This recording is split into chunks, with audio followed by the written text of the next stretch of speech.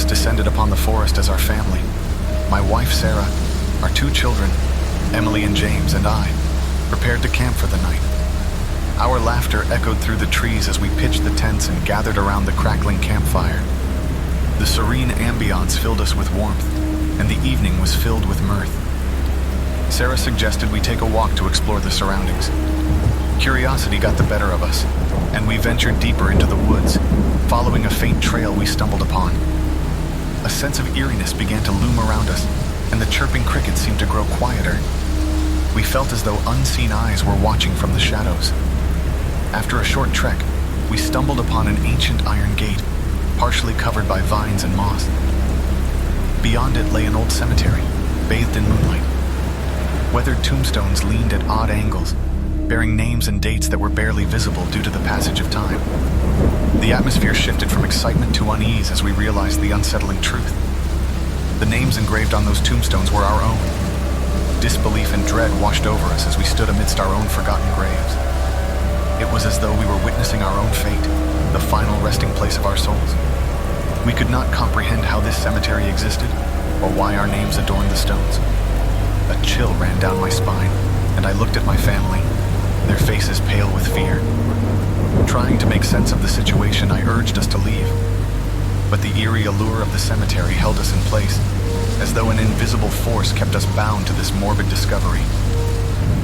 Panic set in, and our thoughts raced to find a way out. Emily clung to Sarah, her tearful eyes reflecting the fear we all felt. As we struggled to accept the inexplicable, we heard faint whispers carried by the night breeze. The whispers grew louder, and they were unmistakably our own voices, chanting an eerie incantation. Fear consumed us, but we couldn't control our own bodies. We were drawn toward a large, ancient tree at the center of the cemetery, where a cryptic symbol was etched into its bark. Before we knew it, our hands touched the symbol and a blinding light enveloped us. The world twisted and contorted around us, and we found ourselves transported to another time. A time when we were alive and living in this very forest. Memories flooded back. Memories of a tragic accident that claimed our lives. Our lives had been stolen from us, and our souls had wandered aimlessly in the woods, unable to find peace. The spirits of the forest manifested around us, haunting souls that had been trapped for centuries, unable to move on. They sought solace in our presence, but their desperation only fueled our terror. They yearned for release, and we held the key to their freedom. In an unsettling realization, we understood that we were the guardians of this haunted cemetery, cursed to remain in this limbo between life and death, until we fulfilled our purpose, to release the trapped spirits, and finally find peace ourselves. We began chanting the incantation in unison, feeling the energy course through our beings. With each word, the spirits grew stronger, and the barrier between the living and the dead began to waver. The ground trembled beneath our feet as the spirits started to break free from their eternal bondage. One by one, the spirits vanished into the night, leaving behind a profound stillness. As they departed, our presence in the cemetery began to fade as well. Our bodies felt weightless, as if we were being lifted into the night sky. Just as quickly as we had arrived, we found ourselves back at our campsite, the sun rising on a new day. We were no longer the occupants of that haunted cemetery. A sense of peace washed over us, knowing that we had finally freed ourselves and the tormented souls who had longed for release. The experience left an indelible mark on our souls, and we decided to honor the memory of those forgotten spirits. We vowed to return to the cemetery every year, not as occupants, but as visitors, to pay our respects and remind ourselves of the fragility and preciousness of life. We once lived as Amelia and Ethan, deeply in love with a bond that transcends the boundaries of time and space. We were inseparable. The townsfolk often whispered about our mysterious connection, believing that we were fated. Our love was bounded together by the astral realms. They were right. One evening, as the autumn leaves painted the landscape in hues of red and gold, we decided to take a leisurely drive to admire the beauty of the changing seasons. Hand in hand, we drove through a scenic route, blissfully unaware that destiny had other plans. The winding road embraced us, and our laughter filled the air as we immersed ourselves in each other's company. I didn't want that day to end ever, but it did. As we rounded a sharp bend, a speeding car veered into our lane, and a heart-wrenching collision was inevitable. Our lives were taken.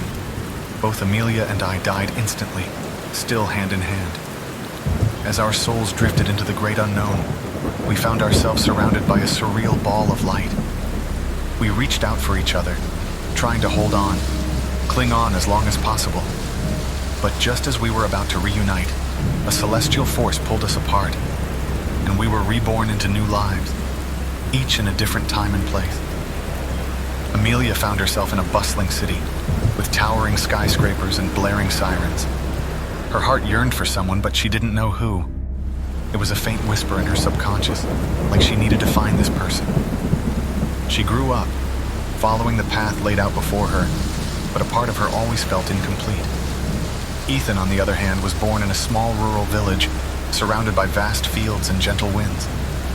As he grew, he felt an unexplainable void in his heart, as if a piece of him was missing. He knew not why, but he felt a sense of longing for someone he had never known. Our paths were destined to intersect once more.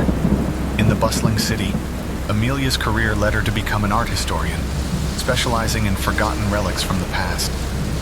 Meanwhile, Ethan's love for music guided him to become a renowned pianist, drawing inspiration from the depths of his soul.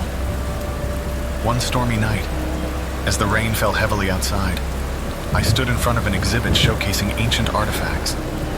My eyes widened in shock when I saw a familiar artifact, a necklace I had seen in my dreams, a necklace Ethan had once given me in a past life.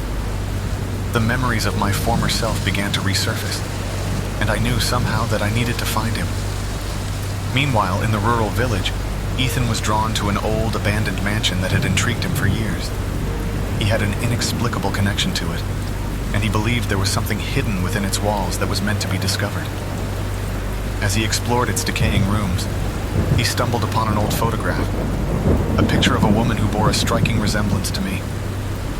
Driven by an inexplicable force, we both went on our own investigation to unravel the mysteries that haunted us. Amelia followed the trail of the necklace to the village, while Ethan traced the origins of the photograph to the city. Something definitely gravitated us to each other. Destiny had orchestrated our reunion. We stood before each other, our souls recognizing the love that had bound us across lifetimes. Tears welled up in our eyes as memories of our past lives flooded back, and we realized that we had been separated by tragedy, only to find each other once more. The bond we shared was eternal, and we vowed to cherish every moment we had together, knowing that even the vastness of eternity could not keep us apart. We embraced the certainty of our eternal connection, finding solace in the knowledge that our souls were bound in a timeless embrace, forever reunited for eternity. Please help me get to 500 subscribers. Like and subscribe for daily scares.